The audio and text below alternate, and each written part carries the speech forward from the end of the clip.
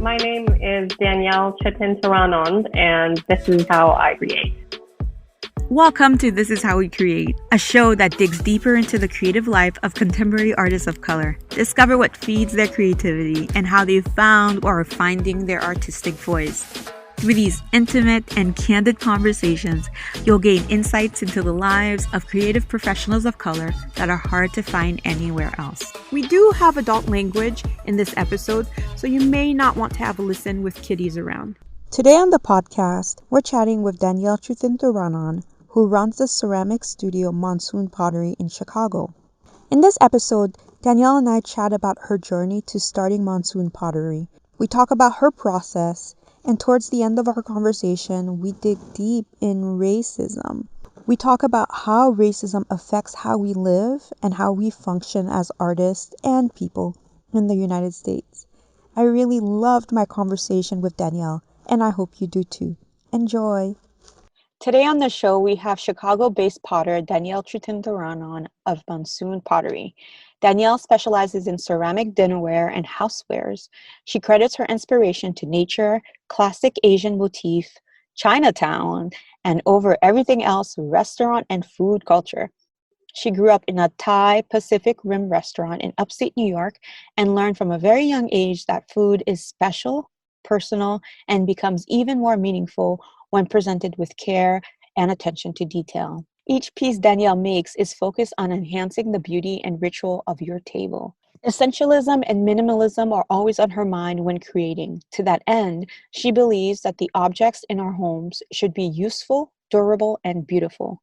In service to these beliefs, all of her work is microwave, dishwasher, and even oven safe. Thank goodness! Danielle believes beautiful doesn't have to be precious. Useful can still be romantic. Welcome, Danielle. Thank you. That was such a nice intro. Thank you for taking the time to do that. Oh, I'm so excited to have you on. I've been a fan, as you know. So everyone, Right. Danielle Monsoon Pottery, Danielle of Monsoon Pottery, of course. She had an open house that my neighbor suggested that I go to. And I went in and I just really fell in love with just your work, your studio. And I walked away with several pieces and some of them were supposed to be gifts. I kept them for myself.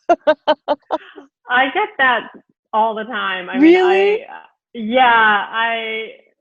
I sell things to people and they're like, oh yeah, I'm buying this as a gift. And then I'll see them again at some point, or I'll follow their Instagram and I see that they still have it, or they'll tell me that they ended up keeping it. And I just love that because I think it's the ultimate compliment. But yeah, that was amazing the day we met because you came to the studio and then, you and your husband ended up staying past, the closing time, and we just had this long, amazing conversation. So Danielle, Yeah. I want to dig in and talk about pottery. So you weren't always a potter. You had a different profession prior. So can you tell us about how you came to choose pottery as an art form? I used to work in the tech industry. I was a user experience designer and researcher, and I had a history before then of being a coder. I used to write code for, enterprise software and websites as well. And then transitioned later into design. And I worked at some larger companies and then eventually to a startup, a very small startup. I gotta say that startup culture was not for me. And I think that it was kind of like the nail in the coffin on my tech career because it never felt right the whole time anyway. Living that very, very intense life of having to work around the clock and then having to deal with being a woman of color in the tech industry, I just felt completely psychologically depleted when I left that last job I had in the tech industry. I had to take some time off. I needed to mentally heal and really regroup and try to figure out what I wanted to do next. And that involved just taking some random classes. I feel like that's always kind of what I do when I'm exploring new things in my life. I look at adult education classes or community classes, and this one at Lil Street caught my eye, the ceramics class, and I ended up going. And I mean, after that first class, I was just totally hooked.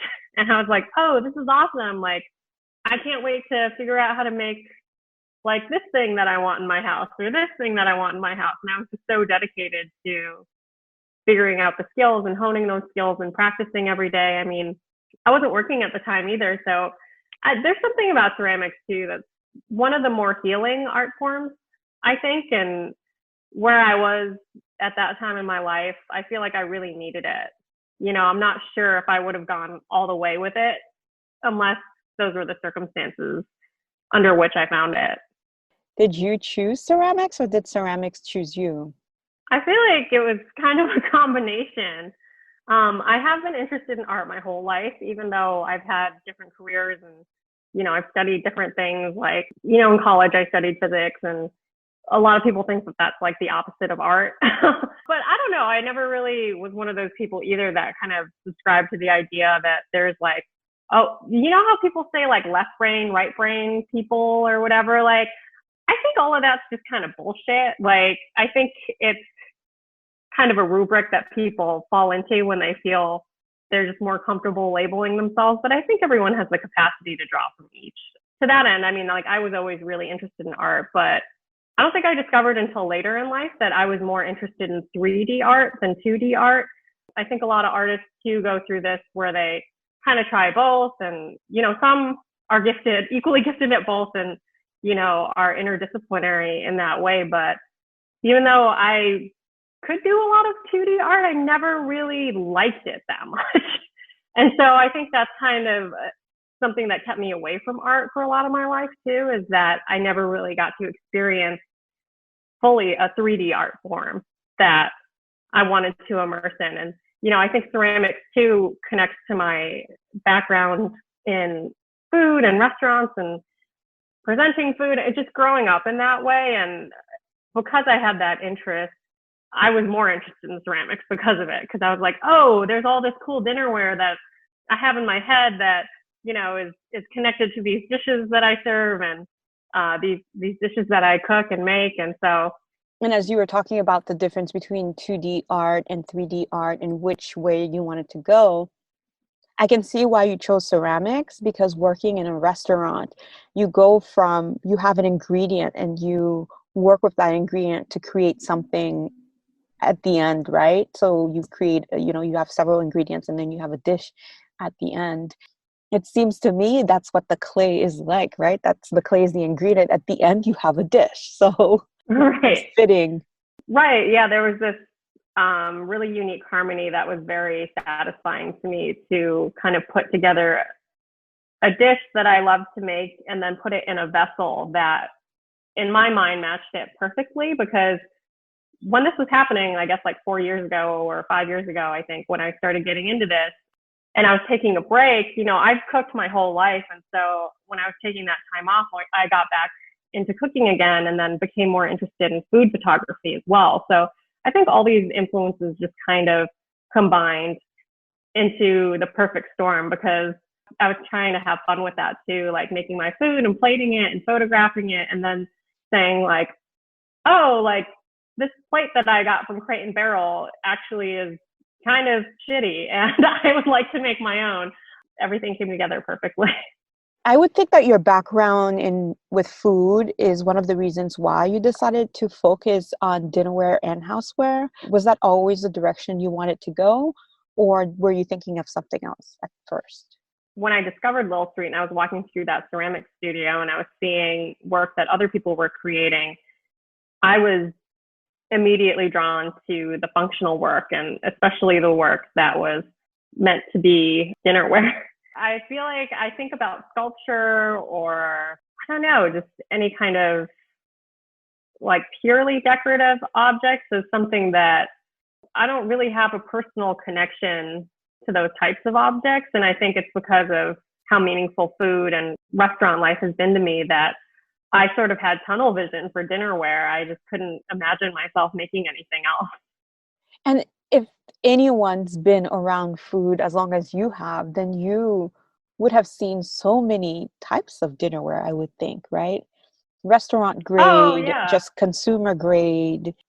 Seems like you have a very distinct style. Can you talk to us a little bit about your style? When you were mentioning, like, I must have seen a lot of dinnerware in my life, like, you're absolutely right. And, part of growing up with my parents being restaurateurs is that some of the only cultural, well, actually, I think pretty exclusively, the only cultural experiences that we really had it was going to restaurants. My parents aren't really big on museums, or I don't know, they're just not that enthusiastic about museums or plays or like that kind of thing, or, seeing live music or anything. So when we did stuff together as a family, like for vacation or whatever, it was always about going to different restaurants, experiencing different cuisines from different people. And then my parents it used to be way more fine dining than it is now, but they have an interest in fine dining. And so going to some of these crazy restaurants with them and seeing, in some instances, these crazy multi-course meals where maybe an artist even designed, a piece to hold a specific course, that was always something that really resonated with me. I always thought that was so cool. And, isn't that the ultimate collaboration to just say, oh, what are you making? Oh, I know the perfect thing to put that in, or to just make it really sing on the plate and then also enhance the eating experience. I don't know. I feel like my style is really influenced by taking that path and kind of seeing all the different things there are out there. And then also just getting kind of, I don't know, just like getting older and like not really being into that kind of thing anymore. Like, I feel like, now that I'm grown up and I know that like haute cuisine is a very exclusive male world, and, I don't actually have a ton of fun if I'm like more than 2 hours into a meal. And I know that there's probably 2 more hours and I'm already full and it's stuffy and it's a drag. And, so I think for a little while I thought like, oh, wouldn't it be cool to like do stuff like that? But then I thought, that's not really how I like to live my life. I like these eating experiences that are more communal, that are more fun, that are more bright and lively and less stuffy. I remember eating at Alinea one time, like years and years and years ago. And I know this is controversial to say, but I just like fucking hated it. Like, I thought it was so stuffy and like austere. And, the point was to admire the food and have this like reverence towards the food. And like that's not what eating is about to me. It's about sharing. It's about sharing like amazing food with people that you love. And I think that shows through my work, having these pieces that are, I don't know, I do make like individual plates or whatever, but you won't really see like huge traditional dinnerware in my line. Like I don't make those 10-inch dinner plates or whatever. Like I do have some dinnerware, but the plates are smaller. They're about like 9 inches, but it's to promote that sort of mentality of, I just don't like going to restaurants and then people being like, well, I want to order like my own entree and you can have yours and like, we're not going to share. And that's just, it's not very Asian. That's so interesting that you said that, because I feel the same way. For a while, we had the Michelin guide. So like we would go to all of the however many star restaurants. There was one time we went to Fleur de Lis, which was in San Francisco. It's since closed, where we would go to Bouchon. Like we would go to all the shishi restaurants all around the world. Right. And then I realized, okay, the food's good, but I'm not having fun. And it took me a while to figure out, why am I not having fun? And I think the reason why I wasn't having fun is because it was too shishi. I think I sort of came to this conclusion that like it's glorifying the chef and their vision and what they want to do, which, I think is its own art form. And I think that for me, I just separated in my head as like, oh, these people are creating art and it's meant to be observed and revered and enjoyed or whatever. But I just like a more fun restaurant. I do too. And I think going back to the communal aspect, I'm growing up in Haiti, it's drilled into me that everything's about sharing, everything's about being together with friends and family. And I always felt that because those restaurants were so exclusive, it was Right. only for a certain type of people. And you had to follow the strict code. Like you couldn't really share plates. Like it was just too stuffy. And we haven't really gone to super fancy restaurants in a long time because I like the mom and pop restaurants. I like it when it's really informal, and I like that aspect of it where you can pass your plate, where you can share. Right. And I think that it's easier to make connections at places like that too, because if you go to, a super multi-course meal that's very high end, I get the sense that no one really cares what you think about the food, or, they don't really want to get to know you as a patron. And not to say that the point of going to a restaurant is to get recognition as a patron or anything like that. But I do think that being able to have a genuine connection with someone who takes pride in their work and, I don't know, isn't like up their own ass about their vision is just so much more enjoyable. Since you've said that, I do feel like your work is really beautiful. Your pieces are gorgeous, but they're not precious either. And yeah, and in reading your bio, I was really I was so happy that you said that, your work, your dishware it's you could put it in the microwave, you could put it in the dishwasher, and you could put it in the oven. And I have to tell you, like, we have some fine china, bone china dinnerware that we can't do anything with it. It just Right. doesn't fit. They're pretty, Right. but they're so inconvenient to use. And so I really appreciate that aspect of your work. And did you go into, when you were designing your lines, did you go into thinking that this is what you wanted? Sure. I mean, I think again, it's that restaurant background of just thinking like, oh, if this isn't durable, it's not actually useful at all. Or, like I don't like the idea of someone buying a plate and being like, oh, I'm too afraid to use it. No, just use it. I don't know. I think that's my nightmare is having someone buy a functional piece for me and then to never use it. It just feels so incomplete at that point. I wanted my work to be functional because, I mean, that's just the kind of, I don't know, just like me living at home and just wanting to put everything in the microwave, wanting to put everything in the dishwasher. I don't know, I didn't think that my work would be something that I couldn't use in the way that I want to use, if that makes sense. I completely understand. So at this point, I thought we could go back to talking about your process. Can you walk me through how you come to creating? In having that conversation, I'd love to know about starting with the basics in terms of your clay, the type of clay you use. And I know not much about clay. So I'd love to hear a little bit about how you choose your ingredient, because I would think that you need to have a certain outcome at the end. And how do you end up finding the ingredients that you need to use to have the outcome that you do want? Usually I don't talk about this unless people ask because it's super technical. And I find that a lot of people are just like, oh my God, please stop talking about this. But give it to us. I want to know. Yeah. No, I'm so happy you asked. Clay selection is really important if you want to make a really durable product. And I think also, I prototyped a lot of dinnerware early on and I gave it to my parents to use in their restaurants just as like kind of stress testing too. There's some controversy about this in the clay world, but I do happen to believe that if you fire clay to cone 10, which is the higher end of temperatures that you can fire functional work at, I do think that it makes it more durable. I think most ceramic art that you'll see from independent makers out there is fired to cone 6. And that's for energy efficiency and whatnot. I mean, the two temperatures are not actually that different themselves. Like there's a really small gap in the temperatures.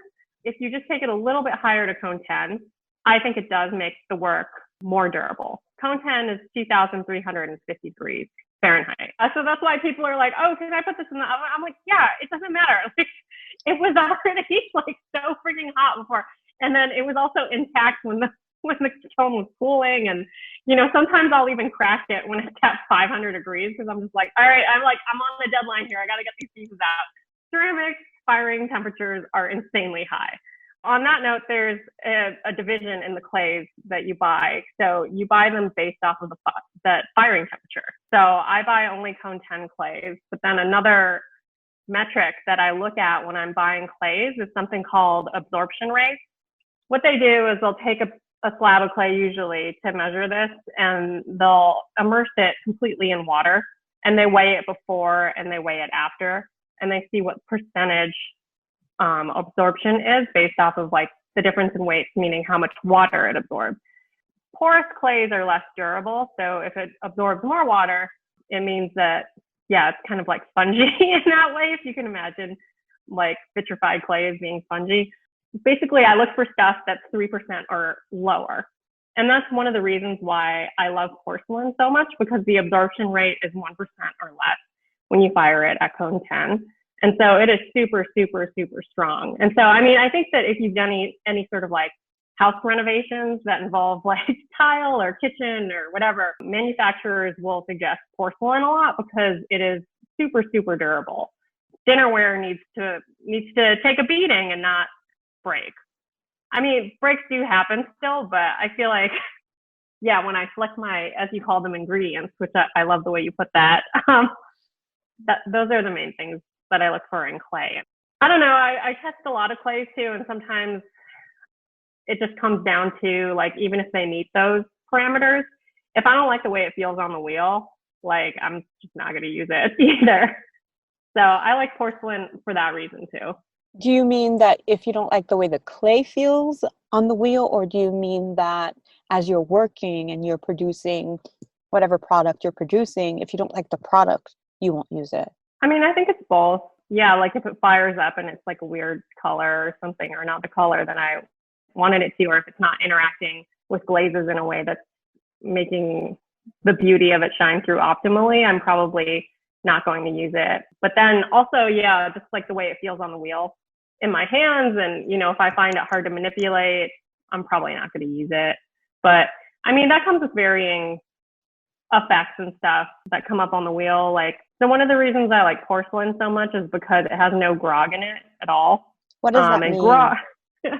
So grog is, it's something that you put into clay to give it more structural integrity when it's wet. And what it is it's clay that's been fired and then pulverized and then put back into the clay body. So it's kind of like really, really fine sand or gravel.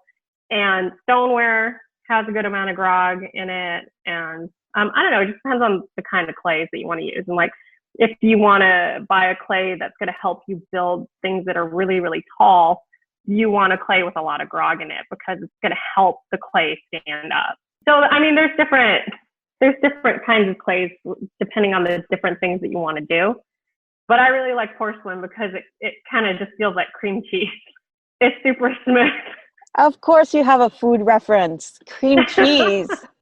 Yeah. At what point during you taking classes at Little Street did you decide that you wanted to open your own studio? I think it was a year after I started taking classes that I started my website. And then at that point, I knew I had a plan to have a home studio. But I think it's because I had that background in the starting a business, like the barriers to starting a business didn't really seem that high to me because I knew I could create my own website. I had worked with design before. I knew that I could just get the branding together on my own. You know, I know how to use design software. I knew that I could create all of my stickers and like a logo and like whatever. Like, I knew that I could do all that stuff on my own. I was more intimidated by the fact that I was still on this pottery journey and thinking, you know, am I good enough to do this yet? You know, again, I was in this headspace of, well, I don't want to do what I was doing before. So I may as well go all in on this. What was the catalyst though for you to make that decision? I mean, I know that you were not happy in what you were doing before, but you probably could have gotten a new job. At what point did you decide that, no, this is for me, I'm gonna do it? I think I just decided because I knew, I did apply to another job and I had one in the pipeline. And then I terminated my interview process because I was just thinking, I was like, I can't do this anymore. Like, I can't go back and do this. And, it seemed the people who I was interviewing with, it seemed like it would be different. It seemed like it would be like it was in a larger company and they wanted like a little incubator within their own company. And so I was like, oh, there's corporate culture, I'll be protected. Like, so, that wasn't a factor of like, it's not like I would have jumped back into some startup with like a narcissistic founder or something like that. I didn't want to do it anymore. You said a word that I'm really curious about. You said that, oh, it's a corporate culture, I'll be protected. What do you mean by protected? Oh, yeah. So when you work for startups and like smaller tech companies, there's no HR. So you have to sort of figure that stuff out on your own. And there isn't a third party to be like, oh, is this conflict that's happening between you and another person? Like, there's no mediator. And so if that person is in a higher position than you, it doesn't matter if you have a point. Got it. So I felt like I had worked for one really large corporation before I got into sort of smaller companies or like later stage startups, and then, ending up being like part of the founding team of a startup, that when I was working at that corporate job with the HR department and everything, I felt like more protected at that job because there was a whole department of people whose job it was to, hold people accountable. When I was thinking about going back to the tech industry, that was really important to me, to go to a place that had something like that in place. So yeah, that wasn't a factor in like not going back, because I was like, oh, there's jobs in this industry that don't suck. But, I always just like felt burned out and like, it just never felt right. But having my own business, executing my own creative vision, doing something that's really personal to me, and, being able to call the shots on like, oh, is this bowl perfect for noodles, or like what, like those are the decisions that I feel really confident making, and saying with authority, like, yeah, I think this one's a little off, so we're going to smash it. That makes a lot of sense. Because of your startup knowledge and your experience in having worked in a startup, I'm assuming that when you started your studio, that you were very clear as to what your why was, right? Right. Because in reading your bio, you are just really clear about communicating who you are as a person, communicating your style, your inspiration, as well as your voice. Did you always have such a clear understanding as to the DNA of Monsoon Pottery, or did that come over time? A lot of it is just me as an artist. I named it Monsoon Pottery because I have an impossible last name that people can't spell. If I wanted to sell my art under my name, I think it would be really hard to find me for that reason, which is why I knew I had to pick some other branded name. Monsoon Pottery really is just me. I feel like, my art is evolving in different ways. Like, I'm incorporating more surface design now than I was in the beginning, which has been kind of a surprise to me. I guess it's like I didn't set up necessarily a brand to hold myself steadfast to in terms of like whatever the identity was that I created initially. I think that I do still want to hold on to those values of like, yeah, it should be durable, it should be beautiful, but I think there's a lot of room to play too. In preparation for this conversation, I did a bit of research into traditional Thai pottery. Oh, nice. Because I was like, I want to look to see what traditional Thai pottery is all about. And I wonder if this has influenced Danielle in one way or another, because sometimes we really when we have to think about our culture and how it influences what we do on the everyday or even our businesses, we can't always pinpoint to it, right? Because Right. it's who we are. Can you tell us a little bit about how you incorporate your culture in your work? Or do For you? sure. I would say I do and I don't. I think that, yeah, that's a great question, because for our listeners who are probably not familiar with the traditions of Thai ceramics, there's a couple different ones. I feel like the one that I connect more to is the Celadon tradition.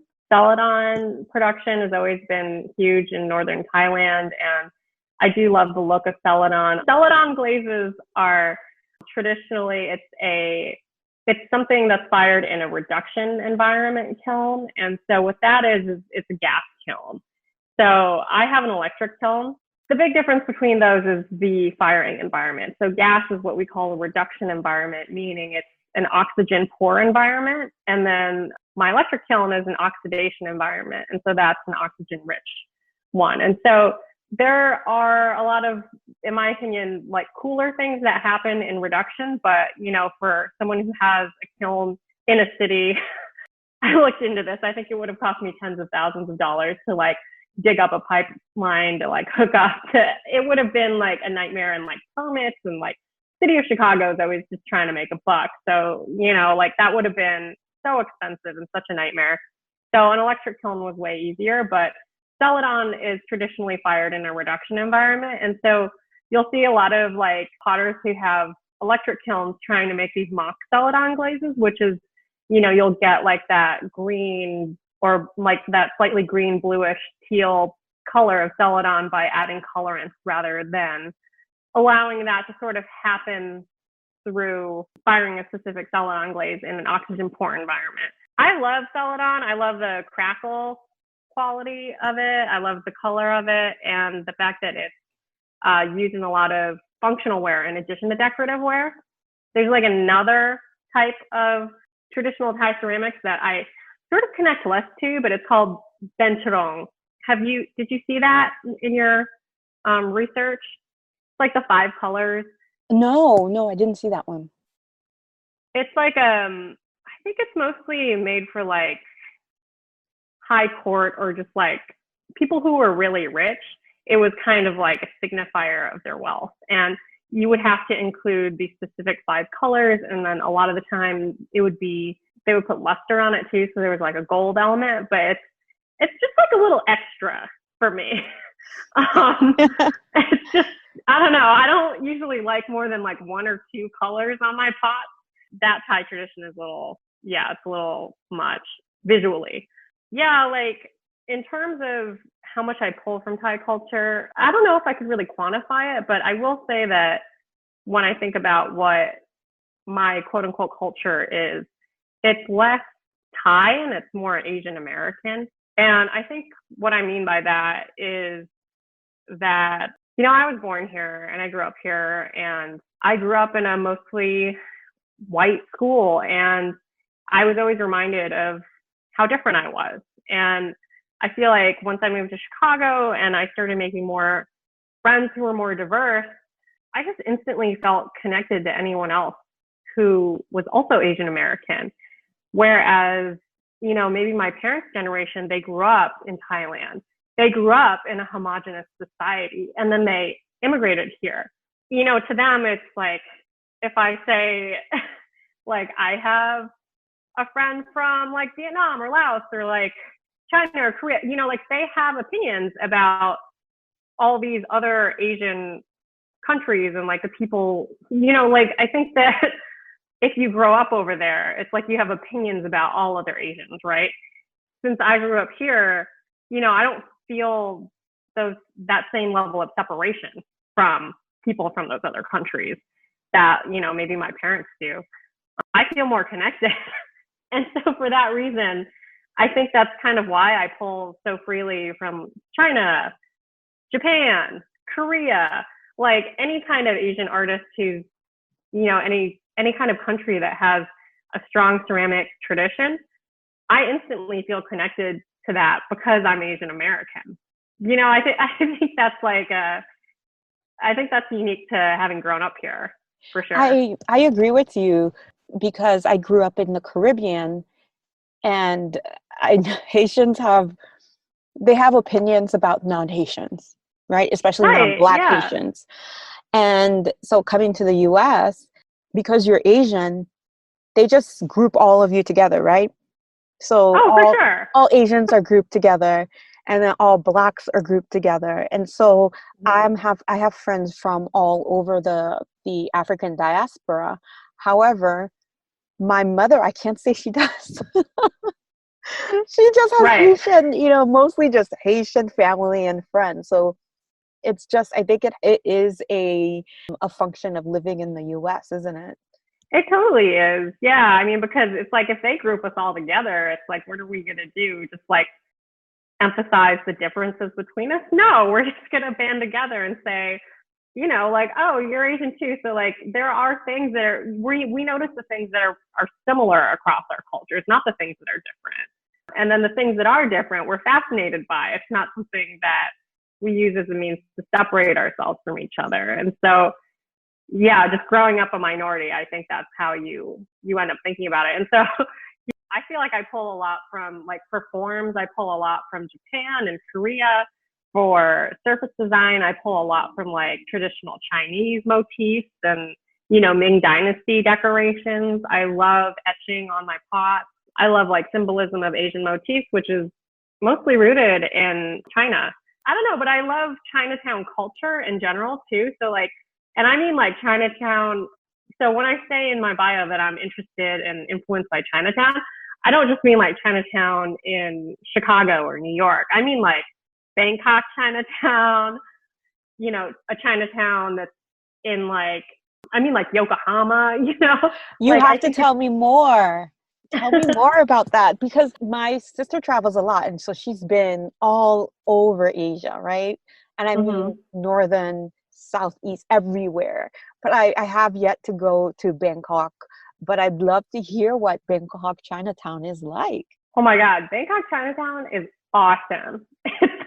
It's like so big. It's one of the greatest parts of the city, I think. And then it just comes alive at night, and there's so much street food everywhere. And now there's like all these independent bars and stuff opening there. And like now there's more hotels there than there have been before. But it's just like the best place to eat. I love Thai Chinese food too.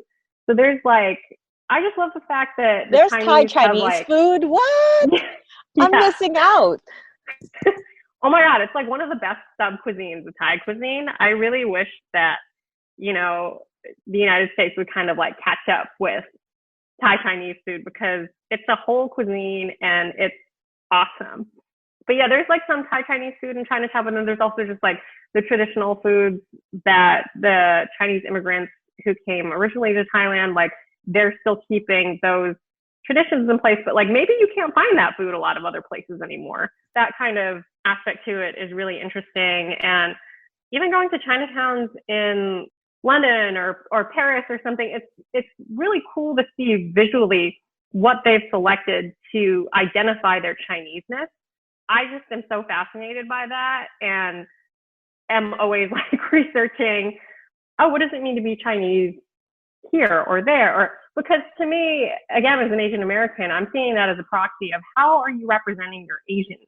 Even in the pots that I make that aren't like, they don't have some sort of very overtly Asian decoration on the surface, I still think that if you're familiar with like these cultures, you can see in the forms that they are intrinsically Asian as well. But I think that that's like one of the secret layers in the work, where the more you know, the more you see, kind of. But you can appreciate it without knowing it. But I love like hiding that kind of stuff in there. How can I love you more? Oh my gosh, Danielle. That's amazing. I was on your website, and I subscribed to, I think I have one of your subscriptions. I don't remember which. You got a double of the libations and decor. And so that's like the entry level subscription, but it's also categorized. Like if you're not as into cooking, there's not like an emphasis on it being specifically dinnerware for every single shipment. But yeah, then there's an entertainer one, which is another step above in terms of price. And then that's like very much focused on people who cook. And, you know, the stuff I'm making for that this month is, well, this quarter, I should say, is I recently got into this flameware clay. It's a special clay I found that you can put it on a direct flame. I'm making like little cazuela style vessels with it where you can put it on your stove, or like what I'm really thinking is like if you're out grilling, you can just put it on your grill and like heat something up that's going to fall through the grate, like right on the grill next to the stuff that you're grilling. Like that's the kind of stuff that's more of an emphasis on people who are into cooking and food preparation. And then there's another one where it's like, oh, you just moved into a new house and you just want me to send you like everything that you need, like sign up for that other one. Just so that our listeners know that one of the ways that you can support Monsoon Pottery and Danielle's business is through her subscriptions, but that's not the only way to support Danielle, right? So Danielle, this is always interesting to me because we, as artists, we're running a business, right? And we want people to engage with our work and to buy in one capacity or another. Are subscriptions the most popular ways that people purchase from you? No, actually, it's only a small part of my business right now, but I would love to see it grow. I think the most popular way, well, now that, you know, COVID is a thing, it used to be through my open studios that was like the most common way that people supported me, but now it's just through online sales. And so my advice would be just go online, see what there is, and then, you know, if it's in stock, go ahead and buy it. I recently stopped my commission work because I'm just finding that it's not a good fit for me as an artist specifically. I do get a lot of inquiries from people who want me to make custom work for them. I'm not doing that anymore, and it's kind of not the best way to support me. So I think that, you know, when people have the thought of like, oh, I really want to support this artist, let me commission some work from them. For me, that isn't always the best way. I think the best way is to see if there's anything that speaks to you online. And if there is, you know, go ahead and buy that, but then maybe just wait and see if there's something in the future that comes out. Can you say why you've stopped taking commissions? I'm finding that for me, being an artist is, and also I think it's like my personality too. My studio assistant got me really into, you know, the Enneagram thing. It's like the numbers for the personality. Anyway, I didn't know anything about it. I still don't really know anything about it, but she had me take the test because she's really into it. And it turns out that I'm a 1. Oh, Is that yeah. So Emily, my studio assistant, she was telling me that means that I, quote unquote, live and die by my values. You know, that made a lot of sense to me. And I think the nature of commission work is that, you know, a client comes to you and they say that they want something that you're not already making. You know, you kind of go through that process with them. And there's the mental aspect of it, which is that I think it's kind of just harder for me psychologically to make work that, this sounds terrible, but is like kind of a collaboration, because I think my work is the strongest when I just do whatever I want to do, because it's harder for me to understand if the work is right, or just sort of understand when to stop with it. If it's supposed to be pleasing someone else in a way, it's like I'm a little bit more lost in that respect. And then that makes the work harder for me to do. And then, I mean, the non-mental aspects that sort of make commissions not make sense for me is that stuff goes wrong all the time in pottery. So, you know, I can make 5 dishes or something like that. And then for some reason, the way, you know, the humidity in the air on the day that I'm trying to dry them, maybe it's too low, and then they dry too fast. And then they all end up having S-cracks on the bottom of them, and then they're not perfect anymore, and then I have to remake them. It's the idea that you have to deliver something specific to someone, and I don't think that people fully understand also how long it takes, especially for me. Like, I have a huge kiln, so it takes me a really long time to fill it up. When someone orders a commission of like 1 bowl or something, I don't make 1 bowl. I make 2 or 3. And then if they all turn out well, I still have to sell the other 1 or 2. And so then that creates another problem for me in terms of streamlining my collection, which is, I think that I think I need to like re-merchandise a lot of my products in terms of like grouping them into cohesive collections. And I think that, sort of doing these one-off commissions creates a lot of work that doesn't really fit in. And that's kind of hard for me from a brand perspective. It's just a lot of extra work to promise something to someone, because then I always make more. That makes a lot of sense. As you were chatting and you were talking about the size of your kiln and how you have to fill it, it made me think about what your process is like. Yes, what is the capacity of your kiln first and foremost? 21 cubic feet, which is on the extremely large side. We live in like this row house in Chicago, and kind of a perfect setup for a studio. Earlier on, we were talking about color, and I would love to chat about how you decide on your colors, because I noticed that you have a gradient, if you will. You have very specific colors that you repeat over and over. There's this green, I think last time I was at your studio, there was this green that you had that was just this kind of, I can't describe it, but I've always been drawn to that one. And eventually you'll see an order come in from me. But then obviously you have a lot of white, you use some grays. Can you talk to us about some of the colors that you use in your work? That green that you're talking about, I think that's everyone's favorite. Anything I glaze in that green tends to do pretty well. It looks kind of like a beetle color to me. And so sometimes you'll see it named as like Monsoon green or beetle green. But then, as that relates to the other colors and stuff that I use, I feel like I'm always thinking about it in terms of how it relates back to nature. Another example would be, it's a glaze I developed for a Parachute restaurant. They wanted something kind of like earth tone for these dishes I was making for them. And then I ended up making glaze called shimeji. It's the exact same shade as a shimeji mushroom, which is like a common mushroom that you'll find in like Asian grocery stores, and like we use them for hot pots and stuff all the time. I made these glacial mugs recently where it's a two-tone thing where it's white into this green, but where they intersect, it makes this really, really amazing tealish green. I grew up in upstate New York, and there's a state park near my parents' house called Green Lake. And there are these lakes formed by these glaciers that melted, and they have this really beautiful green hue. That's kind of what reminded me. I'm always thinking about like, oh, is this something that exists in nature? And that's kind of my compass for colors and glazes. That's how you decide on your colors for ceramics. I thought that it was the clay. It was the color of the clay that determined what color the vessel would be. Yeah. Thanks for educating me. Yeah, I mean, the colors of the clays interact with the glazes differently too. So like I'll use the same glaze on different clays and they'll look totally different too. But they definitely pop more on porcelain. Danielle, we're coming to the end of our interview.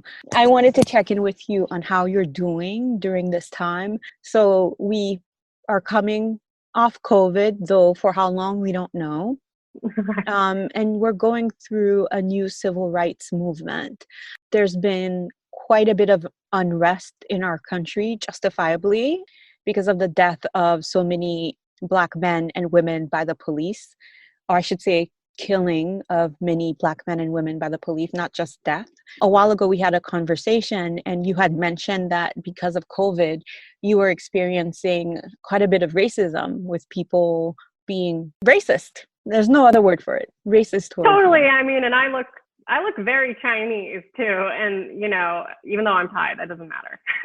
I mean, I'm honestly like with this civil rights movement that's happening, like, I'm fine. I feel like I'm seeing everything that's happening to our Black communities. And it's just, I mean, I don't know. I just feel like it's so much worse than anything that I'll ever have to experience. And I just think it's really important for Asian people to kind of step up right now and to sort of recognize our position in society, because we occupy a really unique space in the respect that there are conditions under which white society does accept us.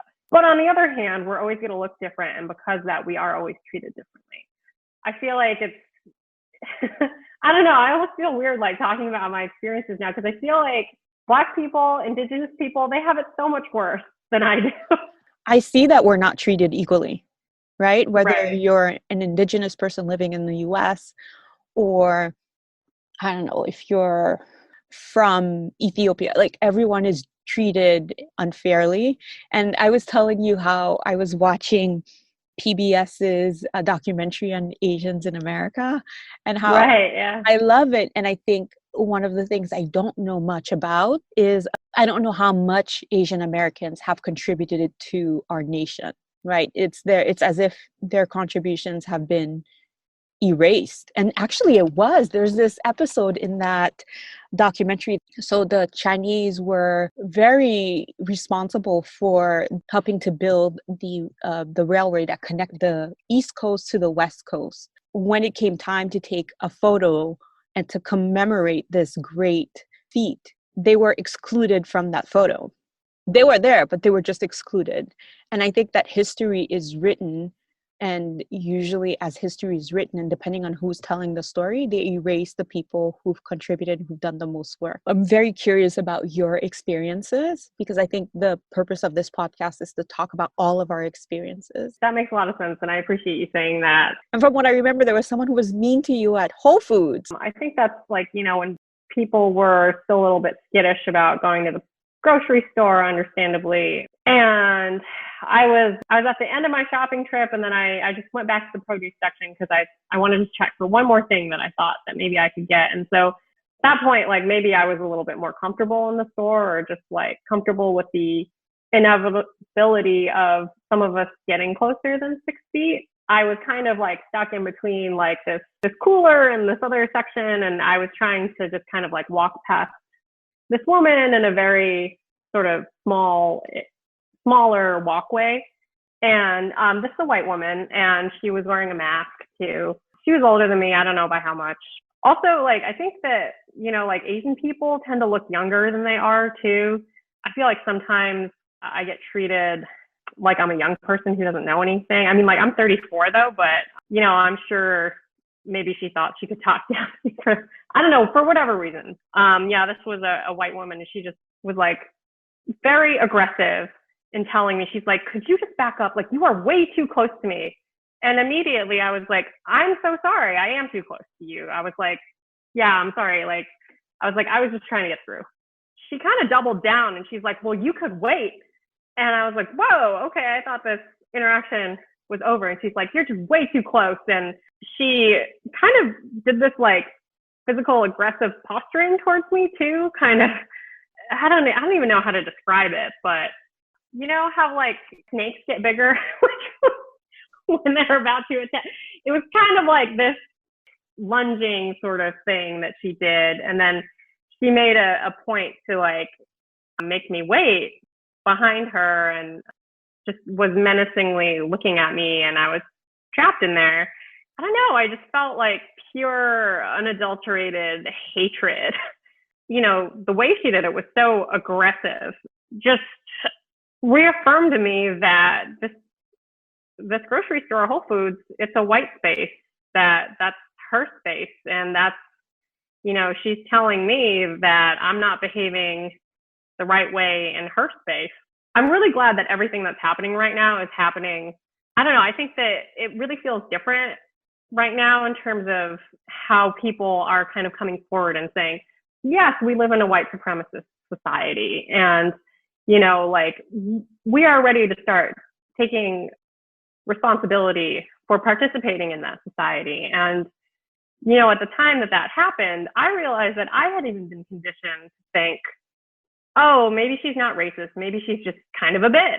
But ultimately, it's her responsibility to understand that she's a dominant member in a white supremacist society.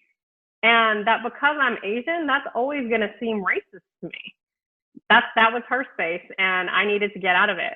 I just felt like, like maybe all of her COVID stress got dumped on me all at once. I haven't been back since. It was just this one moment in time, but I can't, I still think about it. And you know what? I could guarantee you that she doesn't remember this interaction. Probably, yeah. I mean, I haven't gone back to that store because I'm just like, I don't want something like that to happen again. I don't want to feel hated. I have a mini breakdown several times a year in response to racism in this country. You know, people call it microaggressions, but it doesn't feel micro to me. No, It doesn't no. at all. It's only with the calling my friends and getting support from my group that I'm able to actually weather it. It happens, I mean, it happens several times a year where it's clockwork too. Mm. You know, when I can feel my body is different, and I just move in the world differently. I move about my day differently because it pushes me, it weighs me down, and I have to go and kind of draw on the support of others in order to be able to cope. Do you have any tools or anything that you've noticed that you do in order to cope with the racism that you encounter? I don't know. I have a question about what you just said, actually. Do you feel like you carry that weight around and it accumulates even if there isn't any kind of incident? It's just that, like clockwork, you get to a point where you've accumulated so much, even if, no one does something to you. Do you feel like that's the case? Or is it that someone does something to you like clockwork and, you have some sort of incident that you need to unpack? There's always an incident that kind of pushes me over the edge, that tips me over. And I never see, it's kind of like having a car and filling it up, but the gasoline gauge is broken. Right. And you know that at a certain point, you're going to have to fill it up again. But sometimes you underestimate. Sometimes you run out of gas and you're on the freeway. Yeah. And I have to say, I cry. And the last time it happened was when I went to a shop in Logan Square here in Chicago, and I've never gone back there since. It is, I can call it up by name. It's Park and Play. Oh gosh. Oh, I don't know. Anyway, it's this restaurant in Chicago, in the Logan Square area, and I went in and I went to ask for a table, and we were going to be a party of 3. Just the reception I got tipped me over, and it just completely tipped me over. And it was such a small thing, and it didn't seem like it would be a thing that would. It didn't seem to be a thing that would tip me over, but it did. And I think what's really weird about racism in the Midwest is that it's very, very subtle. It took me a long time to figure it out because people here are really friendly. Yeah, they are. They are.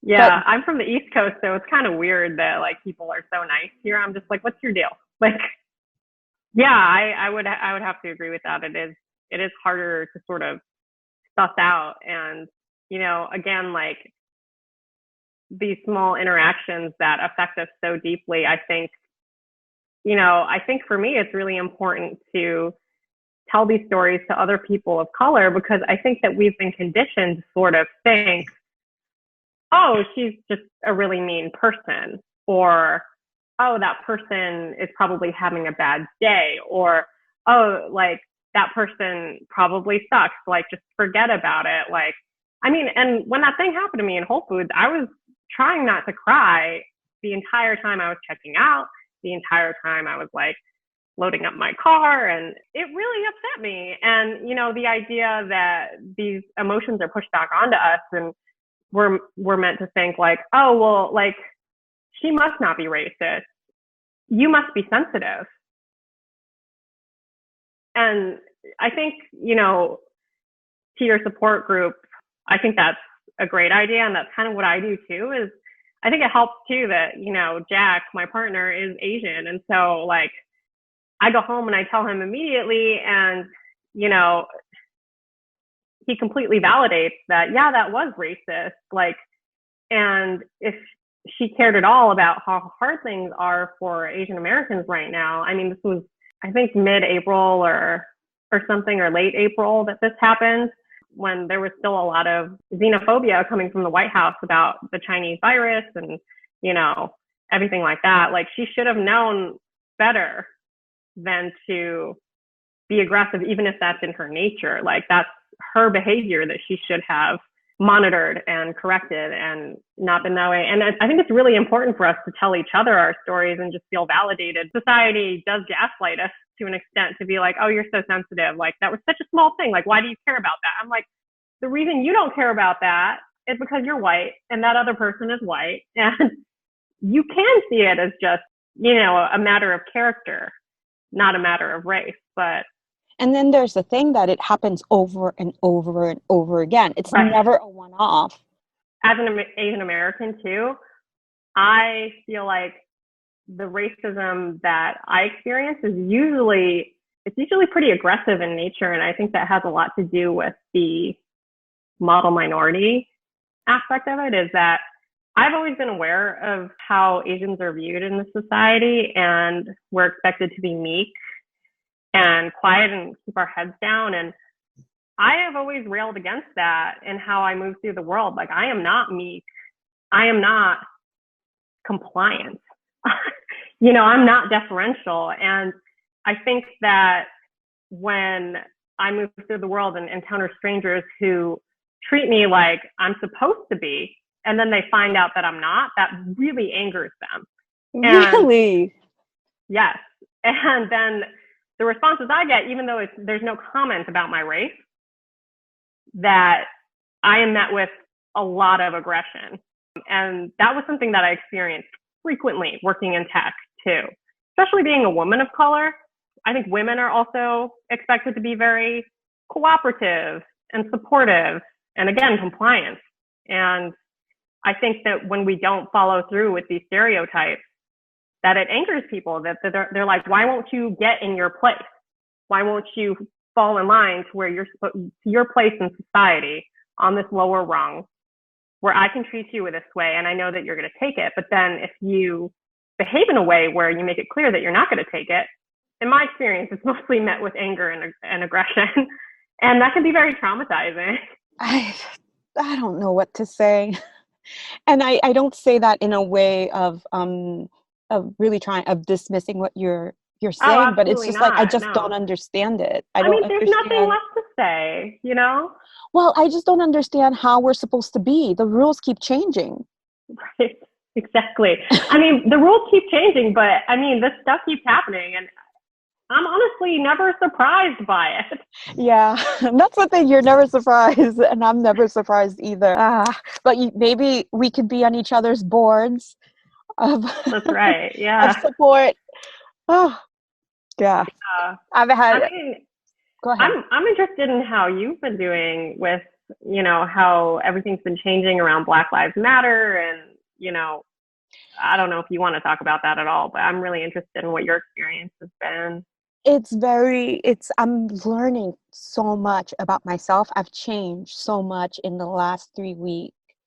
In the last 3 weeks since George Floyd has died. And this is because I learned the lessons of what was expected of me as a Black woman to navigate this world. I hedged my bets. I went to the best schools because of my mother. I went to the best universities, and still nothing's changed. You just think that if you do this, if you do that, if you dress like this, then if you have your hair a certain way, then they're going to treat you as an equal, but they won't, right? No. And then I relied on being collaborative, and I realized I am done. I don't think so. And I feel like my inner child, who was a devil in some ways, my mother used to say, "You are such a difficult child." And anyone who's met me would not say that I'm difficult. My husband, maybe. Right.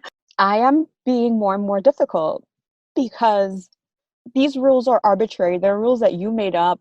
I have every right to be in this world as you do. Exactly. Like at Whole Foods, your marketing dollars, your money is just the same color as theirs. You as a human being who can afford to shop at that overpriced store. Right. You have the choice to make the decision to go and shop there. I have the choice and I have the right as a human being to live in this world. I am not taking your bullshit. I'm just not. Right. And I refuse to subscribe. I boop unsubscribed. Mhm. I'm just not doing it. Mhm. And I think what will be interesting for me is when we go back to work and we're on set and we're working with people in the world of photography. It'll be interesting to see like how I navigate that. And I think I have to call some of my friends and I have to role play, because I think that's the only way that I will try to figure out what words to say. Mhm. And It's so hard to think of the right thing to say at the right moment to advocate for yourself. And I do think that like people of color don't talk about that enough because, I think that we're put in these situations where we're meant to confront our existence and how, maybe we're not being treated fairly. But I just always feel in those moments that I'm so paralyzed, I don't know what to say. And then hours later, I think of what I should have said, and that moment's gone. so maybe So I that's think a role good playing is idea. awesome. Yeah, of role playing. But that's where I am. I've stopped crying Mhm. spontaneously. So that's good. I'm um, interested though, when you said that you were being more collaborative before and that you're just like, I'm not doing that anymore. Like, what are you referring to specifically? well, anyone who hasn't seen me and anyone who talks with me on the phone, apparently I don't talk like a black person. I don't know what that means, but I don't talk like a black person. My CV is very impressive. My name sounds French. It doesn't sound black. That's right. Yeah. And so people never know what to make of me. And when they meet me, they want to know, oh, where are you from? None of your business. That's where I'm from. Right. None of your business. If we don't have a Skype meeting or a Zoom meeting and we go straight to meet in person, they're always very shocked. And it's kind of like, if someone throws water in your face, you react, you can't stop that reaction. Right. And it happens so often, Danielle, that what ends up happening after I see this look on their face, I have to put them at ease. Right. I Yes. have That to, you've been like, conditioned to that do type that. of black person. I'm a Mhm. professional black person. Look at what I'm wearing. I'm wearing DVF. And look at my Mhm. fancy Jimmy Choo shoes. So even the Mhm. clothes that I've purchased are communicate a thing about me, right? Right. Yes. To say to Yes. them. Whereas I if think that Asians use that tool as well to like sort of signal that they should be treated like they're a part of a certain slice of society for sure. But, we shouldn't have to feel like we need to compensate. exactly. I mean, if I were, and I could tell you, like, if I were white and going to those meetings, I know exactly how I should dress, because there's a white girl way of dressing, right? Like the Yeah. the cool white girl way of dressing. I need to have my like LA California hat on. I need to have like a white T-shirt.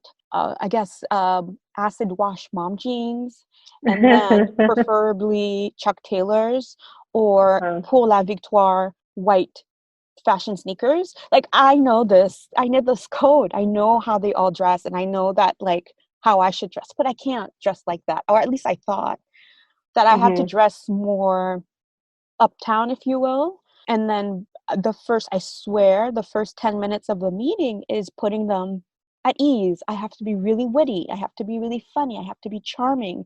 And those are in my tool set Mhm. of things that I've used to put people at ease, to know, yes, I deserve this job. Yes, I can do this I job. mean, I would even challenge the language that you're using around it to like say, oh, are you putting them at ease or are you trying to prove that you deserve a seat or that you belong with them? Because I feel like, I know exactly what you're talking about. And I think about it the same way too. And, I think that as women too, we're especially like pressured to make other people feel comfortable around us. Like that is totally not a service that we should provide anymore. I agree with you. And to answer your question, I think it's both. I do both. And maybe it's by virtue of being a black woman, being a black person and a black woman, but that's not my problem. Like Right. not my problem. Right. It's your problem. You deal with it. Right. Yeah. I mean, and yeah, when people ask you where you're from and, to just start saying, why are you asking me? And if they say, well, I'm interested, I'll be like, well, why are you interested? And really, the answer to that is because I look different. Even if you think that you're being polite and interested, to me, you're pointing out what I can't hide from. This is something that I can't escape from in my life. So thank you for reminding me of it again. And please be mindful of how you're using this question to make other people feel like they don't belong. I like that. We should include that in our role play. Yeah, totally. Where are you from? Oh, why do you ask? I have to say, like, when we chatted the first time, I asked you if you were born in this country, and then replaying our conversation, I was like, I shouldn't have asked her. But I think I asked you from the viewpoint of there's an immigrant experience. Oh, that's how That I totally is so received that singular. question Yeah. too. Like immigrants are Yeah. just they think about the US in a different way, and they can see the fabric of the country in a different way than I think people who are several generations here. Totally. And I think that my parents are definitely in a camp where they see this world differently than I do because they came over here, they grew up in a society where they belonged. They actually achieved their goals here too. And so they're successful now. And I think that, they're more vulnerable to thinking that because of that success that they actually do belong here. Whereas people like me who grew up here, I'm never going to have that sort of fantasy. I'm never going to, suffer under that impression that I do belong or that I have done enough to be treated equally. I think that a lot of successful Asian immigrants think that they're exempt from this issue. It's interesting that you said that because when I was getting my master's, I did a qualitative study on this very topic in terms of trying to figure out resiliency in immigrants. Yeah. And what I found out, and I forget how many people I interviewed, but one of the things that came clear was the difference between first generation, second generation, and third generation immigrants. And there was this academically, second and third generations, they don't do as well. Academically, they earn less and so on. And what I deduced, now I don't know if there must have been subsequent studies that have covered this, but I think that in subsequent generations, they don't have the rose-colored glasses anymore. The subsequent generations, they no longer have the rose-colored glasses. The emperor has no clothes. So oftentimes, they see that there's no point really. And so Definitely. because of that, there's, I guess, less of an impetus to try to live the American dream. Right. I think that it's a major disadvantage to have the knowledge that the game is rigged against you. I mean, I think as an immigrant, if you come over here, you've heard all about the American dream and how if you just work hard, you'll succeed. And that's a much simpler way to look at it. I just think it's really complicated, like the differences between the generations. And so I would love to see if there's anything else that you would like to add. I feel like, just about those small racist experiences that I have, one thing that I have noticed about how it affects me, and if I say this and it affects someone in a different way and that maybe they move through the world more positively, that would be a good thing. But I feel like whenever stuff like that happens, I'm also very introverted. I live and I work in my home, and, especially after that thing happened, and then I have these racist experiences in the world, it causes me to be more agoraphobic. The idea of leaving my house, it just seems so much more unnecessary, or I don't know. I am a very sensitive person too. And so when stuff like this happens to me, even without restrictions or whatever, sometimes I won't leave my house for 2 weeks, again, to think of it as a microaggression. I'm reading that book, How to Be an Anti-Racist, right now. And I love how the author Ibram, he talks about how microaggressions, he hates that term because it doesn't feel micro at all. And we should just call it what it is. It's an aggression and it's racist. And we don't have to couch these ideas of racism behind other supplemental terms like systemic. It's like, it's just racist. Like, let's just move past the jargon and be like, it's not micro. It's like, that was a racist aggression. Like, and it definitely affects me in a deep way where I don't want to interact with the world anymore. You know, like I would rather just stay safe inside and shelter myself. But I don't think that's good for anybody, you know, but I do just sort of retreat, and I don't go out for a while after stuff like that happens. It's so sad. It's just so sad that we have to think that way. But it's what you were saying, right? It's like when the tank is empty, it's like empty, and like you can't go out and like risk it. I don't know where else it would go, but you're just like, I can't experience anything damaging anymore, you know? So I'm just gonna stay inside. I'm gonna stay safe inside where no one can get to me. Well, next time that happens, feel free. We'll have long-winded conversation about glaze. I will listen to you talk about glaze. Danielle, thank you so much for joining us. What's the best way that our listeners can get in touch with you and learn more about Monsoon Pottery? I have a website, monsoonpottery.com. You can contact me directly through the contact form on that website. And I'm also very active on Instagram. Follow Monsoon Pottery. Hang out with me there. Thank you so much, Danielle. Thank you for joining us. Thank you for having me, Martine. This was an amazing conversation.